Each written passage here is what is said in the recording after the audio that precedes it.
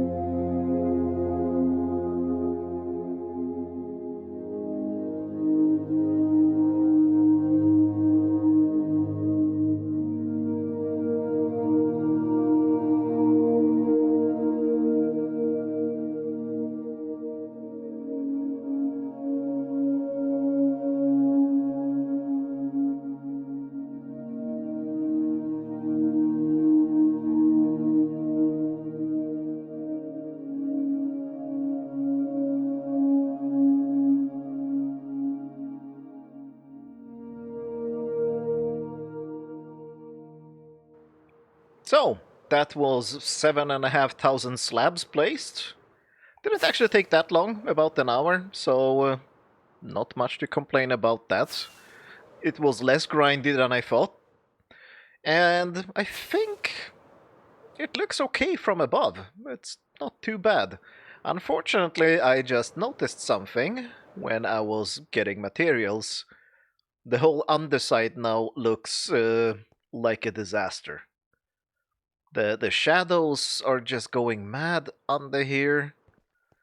I have to definitely do something about that. And I was thinking that I could avoid placing lights into the floor. Well, because this is a mushroom island, so who cares? But and like I kind of like this relatively clean look, but I think I will need to place lights into the floor just to avoid the absolutely crazy shadows under here, because this looks hideous. And I will need to do something about the lights in here. Even this part here now looks bad because of that thing. I did not expect that. So yeah, that this definitely now needs some polishing, but like that's why I wanted to do it now, even though I don't have the floor plan ready. I want to see what kind of changes I need to do to this to make it look decent. And from above, it's fine. It's a little bit clinical, like some operation theater. But from below, the shadows definitely need some love. Let's try to figure something out. So, let's see if this is a stupid idea. I just put down shroom lights all around the edge. Now it's actually hard to get under here. Actually fixed a little bit, but just a little bit here. I definitely need to do more and add some lights in the middle, but, well, something has happened. I'm actually wondering how this looks from the outside. Interesting. Let's see. Oh, that's... Oh, come on. Not sunrise now. I wanted to see this at night. It looks interesting. I like it. I don't think I should, but I do like it. I'm gonna keep the lights around. But I still need to do something about the light in the middle here. I wonder how few lights I can get away with. And the question is also, should I use more shroom lights? And yes, I have tons of shroom lights, that's fine. Or should I use sea lanterns? So I don't know where I'm gonna need the lights. This kinda... Nah, not sure if I like you. Sea lanterns are better. They're definitely better. Bye-bye lights. Yeah, I think I'm gonna go with sea lanterns then. Not sure. I will experiment with some kind of pattern of sea lantern. That didn't work. I was close though. Almost worked. Punch hole in the middle soon, probably. But yeah, I'll experiment with some pattern of sea lanterns that looks decent. I guess I will cover them up with carpets. But white carpets, will white carpets work on this? That's the big question here. Oh, white carpets don't look good. They are too bright, they're too white. Ugh. So maybe just pure sea lanterns without any carpets, and that will actually make everything simpler. It will make the floor simpler. Yeah, I'll have to figure something out. We just did a stream. It was really fun, and there are two things that came out of the stream. Number one, 105 engine debris, which is decent. Let me just put that into this box so I don't lose it.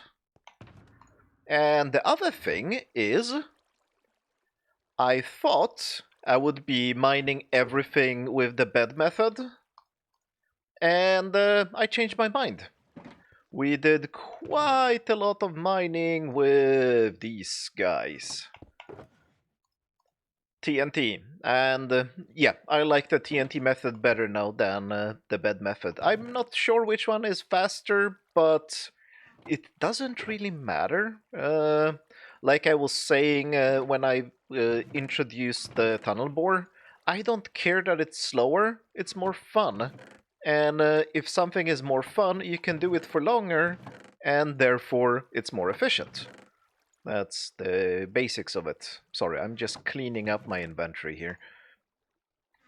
But another thing happened during the stream, and that is that I got some news.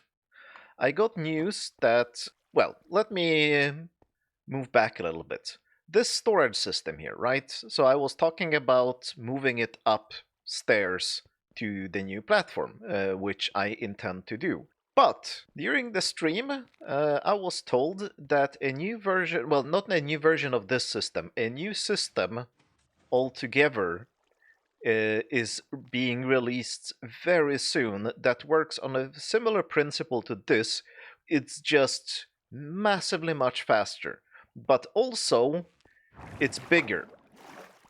So what I was planning to do right now is to mark out the area where I want my new storage system to be, and then the shulker box sorters, which I was also planning to do. I wanted to move this stuff.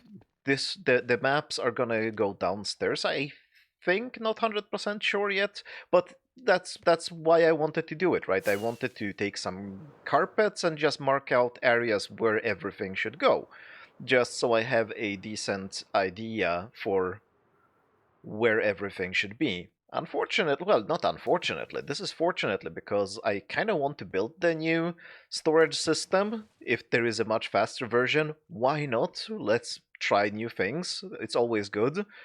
But I'm not sure about its dimensions yet. It hasn't been released, and yeah, I can't do that plan. I will still fix the lights here in this episode, but I don't think we can mark anything because the central thing, the most important thing that I need to place on that floor is the storage system, and everything else will depend on where the storage system is. So I can't do that right now. We need to pick up another project. Fortunately, I do have another project that I kind of wanted to do in the next episode, but I guess we'll do it today. And I want to move the melon and pumpkin farm out of my base, or rather, I just want to shut it down.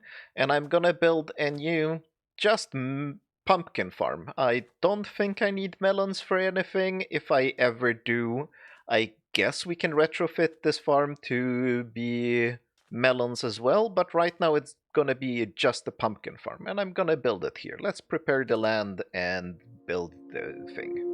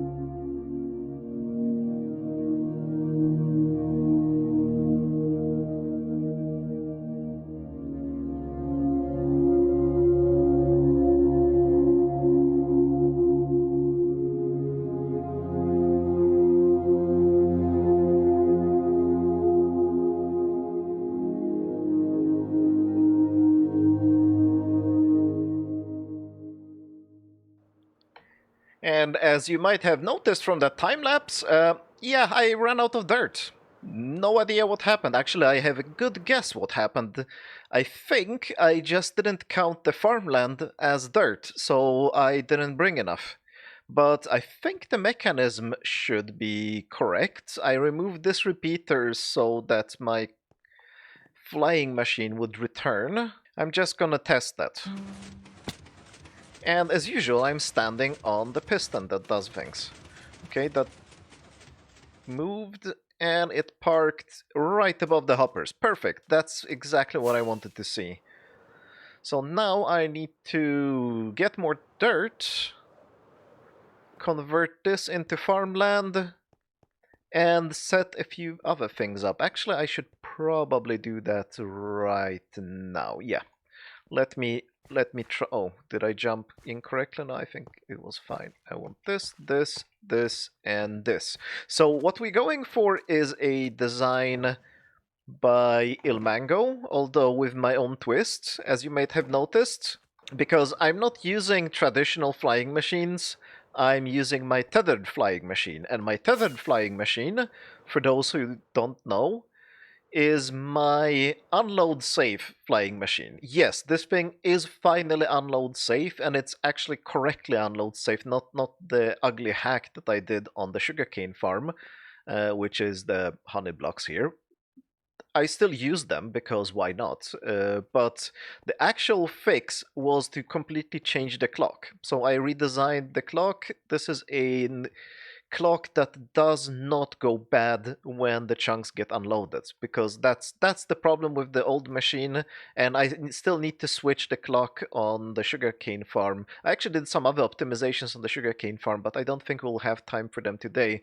But I'll probably do them next episode and talk about them, because there are quite some interesting and good fixes I did to the sugarcane farm. But here we need, and please tell me I have iron. Of course I don't. See, so there are two things that my blueprints in Lightmatica don't show me. And one was farmland, so I missed the dirt, and the other one is the minecarts that I need here. and they didn't show up either because they're entities. So Lightmatica didn't show me them, and yeah, I didn't bring them with me. Okay, let me fetch the materials, and we'll be continuing this build. Place rails here, and then minecarts with hoppers, and then break the rails. I'm actually not sure if breaking the rails is strictly necessary, but why not? Okay, and I need to check how far the machine will go. Ooh, run, run, run, run, run, run. Yeah, I am an idiot, but I have useful information now. So I need to break that and place a dirt block here. Let's see. Correct. And now the iron bars are in the minecarts, and the minecarts are parking on top of the hoppers, and now we can remove these dirt blocks. Okay, the same thing on the other side, and the machine is pretty much done. Well, I need to plant the pumpkins, but we'll get to that in a minute, because that will be fun. Now we need to plant the pumpkins, but also I need a ton of carved pumpkins so I can make jack-o'-lanterns, because I decided to light this thing up with jack-o'-lanterns, except in the middle, because I placed shroom lights there and didn't change it. So I built this thing. It's an idea I've seen many months ago in a video by El Mango. I kinda improvised a similar machine. It's probably not as advanced and probably will not work as well, but it should be good enough. And it's an automatic pumpkin carver. The dropper on my right, I will not look at it because now I got a good pace of doing this, is shooting pumpkins into my hands. And the shears, well, I'm just carving the pumpkins.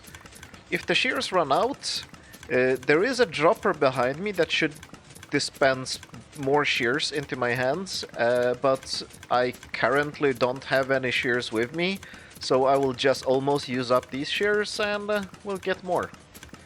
Might not even need that many, because I only want the seeds right now.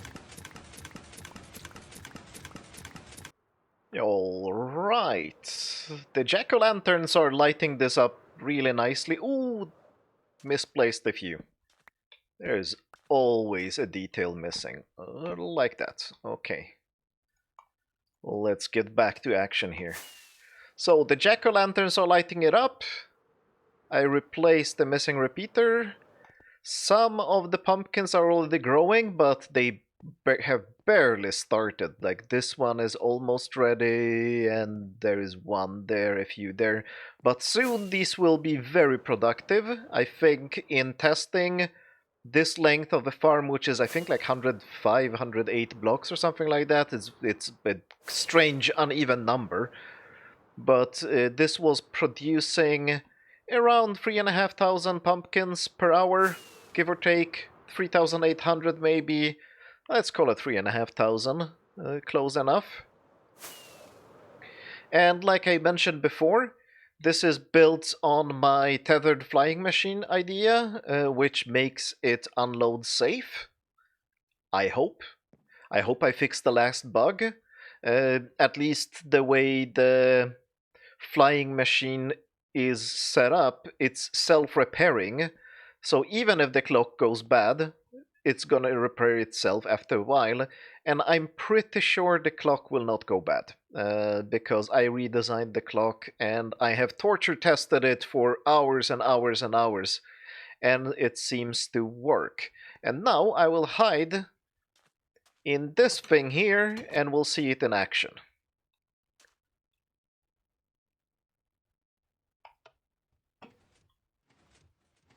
So what happens is, like, the tethered flying machine makes the flying machine go. There are minecarts in these 4 lanes where the pumpkins grow, because the pumpkins only grow on dirt. They will not grow on farmland because they don't want to crush other pumpkins, I guess. Or maybe there's some other mechanic at work here. Not sure.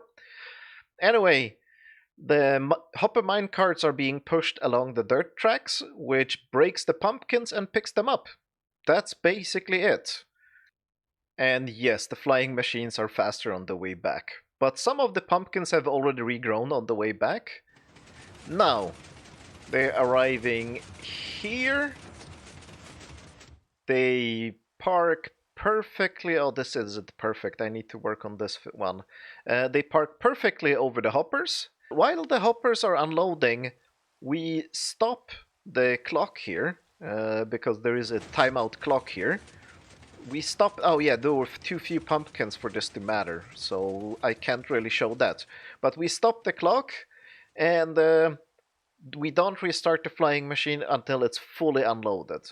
That's basically the only difference between this and the sugarcane farm. In the sugarcane farm, this is not necessary.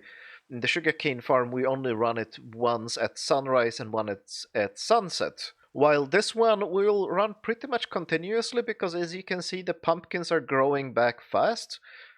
But I will AFK now for a couple of hours so that we can see how fast this actually is when the pumpkins are fully grown, because most of them are still not fully grown yet. Because when they're fully grown, half of this, maybe not half, but maybe 25% of this will regrow by the time the flying machine is coming back. This thing is really fast. Unless I made a mistake. Maybe I shouldn't have built it in the desert, but I think it's fine.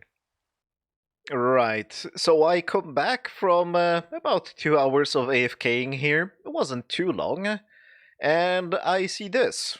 It's completely overgrown, and the machine is stuck, doesn't do anything. I'm panicking. Oh no, it's broken, nothing has worked. It's overflown. And fortunately, the mechanism that makes it stuck actually is just the flow control or rate control or whatever I want to call it, but it's the thing that controls when the flying machines should stop. And they are stopped as long as there is something in this hopper, because that's when we know that we are unloading.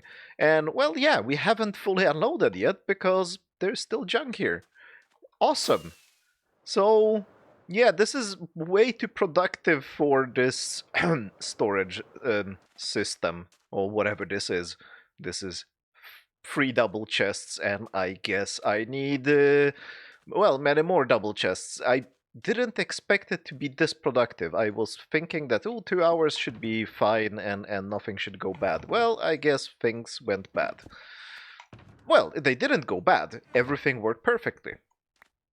Let me empty this and I'll show you how this is supposed to work when the pumpkins are fully grown, because it looks like all the pumpkin plants are now fully grown.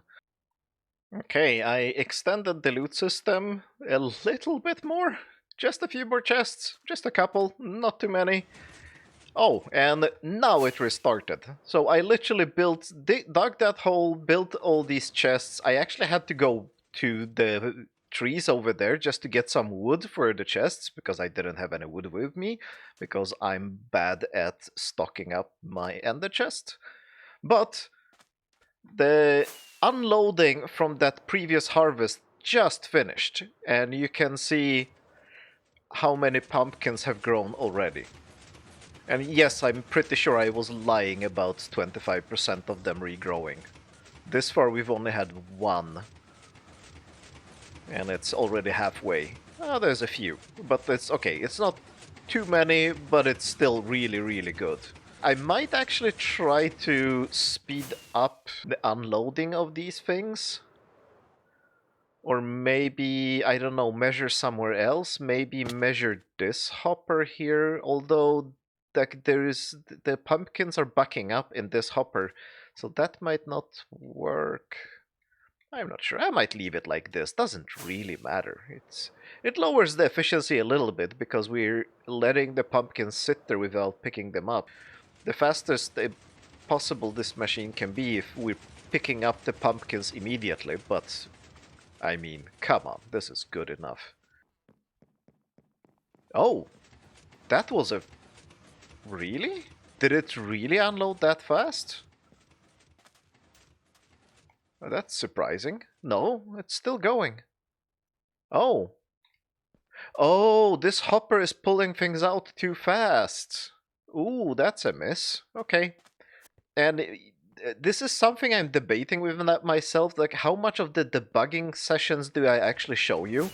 Because lots of the debugging I do is just me mumbling to myself for 2 hours, trying 15 different things, and then I just show you maybe the end result, and usually not even that because it was something really silly.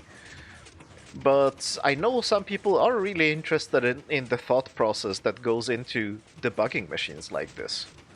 So the problem here is that I'm measuring this hopper, right? So you can see that there are pumpkins going through here. I'm using this repeater as a pulse extender, and then this signal from this comparator then goes into and it goes into this pulse extender just to keep this observer up for a longer time, because when this observer goes down, the machine restarts, basically. And there are two things that are keeping this observer up. It's this timeout clock and this pulse extender. And this pulse extender is both powered by the timeout clock and by this comparator. But now this hopper is sucking things out from this hopper too fast, so you can't even see that there are items flowing through it, but they are. So that comparator never gives us any signal. We need something like this. I need this one here, I need this one here, and a bit of dust. And that should solve it. I should be reading this hopper instead of this hopper. Doesn't matter too much. Actually, doesn't matter at all. It's correct either way. And now we have finally finished eating the loot. If I have thought this through correctly, the flying machines should stop after they are done with this harvest. For much longer, until all the loot has been sucked up. Maybe that's unnecessary. Maybe I should just have comparators on... Oh, I can't have comparators on the minecarts because I can't push them onto any rails. Okay, that won't work. So yeah, I have to measure the hoppers. I cannot measure the minecarts. See, that's the usual debugging session. I say, maybe I should do blah. Oh, no, I can't do that because reason. And 99% of all the debugging is just thoughts like that. A thought that I say out loud, and then I take it back immediately. Oh no, that's a terrible idea because that reason or that reason. So I don't know. Like, I don't know how to approach the debug because I think, like, I do believe that other people's debugging sessions are interesting too. They're more interesting than the actual builds themselves, but it's so hard to capture the relevant parts of it. Pumpkin farm, a success. Idea by Ilmango with the minecarts in iron bars. By the way, if you build something like this, oak fences work well too, or any fences work well too, so it doesn't matter using iron bars because I have more iron than wood. I can now use pumpkins as a building material and jack-o'-lanterns. With the pumpkin farm done, we can now kill this thing. And I actually quite like this farm. It served its purpose very well, but unfortunately, the hoppers under here, well, yeah, they are causing issues. Well, not issues, but they are laggy. So, thank you, farm. You served your purpose very well, but now you have to go. Now, with the pumpkin farm done, let's finish the first thing we started today, and it is lighting this up. From above, it doesn't look too awful. I think this is quite okay. I might actually cover everything in some carpets just to get rid of this weird pattern that is being created. It's way too regular. Unfortunately, this kind of looks not great from below. Not sure what to do about that. I'll have to think about it. And of course, it didn't light everything up, right? It just lights up the floor below. And here we already have darkness, and at the bottom we have way too much darkness. Or maybe I should just do the sea lanterns here. Or because I like the shroom lights on the edges. They do something, and I like that. Maybe I should just shroom light the edges here. Let me try that. Maybe that will just work. It might be too bright now. Let's see this from the outside. Well, actually, from the outside, it looks decent, but from the inside, it's almost too bright. Maybe it's just the contrast from how it used to be, because this place down here used to be very gloomy. Oh, I'll leave it like this. I think it's okay. And now, actually, now this floor is kinda okay. Maybe this bit here is a little bit shadowy. Some bit, it's looking good. I think it's okay now. And this floor is good too. So with this kind of light pattern on the big floors, I think we're gonna be fine. I still think it looks kinda strange from below. And why did I not light that part up? That is weird. Oh, okay. Yeah, I see what's going on here. I just forgot. 1, 2, 3. Oh, no. 1, 2, 3. Fourth one. 1, 2, 3. Fourth one. But that will be it for today. We started with rebuilding the base, and I planned to have a full floor plan here, or at least partial floor plan, to figure out where the storage system will be. But of course, like I mentioned before, that plan changed because of unforeseen developments. I hope that the new storage system will be great and I get to test it next time. But if not, it will have to wait for a few weeks and we'll do something else next week. And as usual, I'll be streaming after this episode comes out at 8 o'clock in the evening, Central European Time, or that's 7 o'clock in the evening UTC. It's on twitch.tv/Borkaland_live. I hope to see you there, and if not, I'll see you in the next episode. But until then, have a good pumpkining. Bye.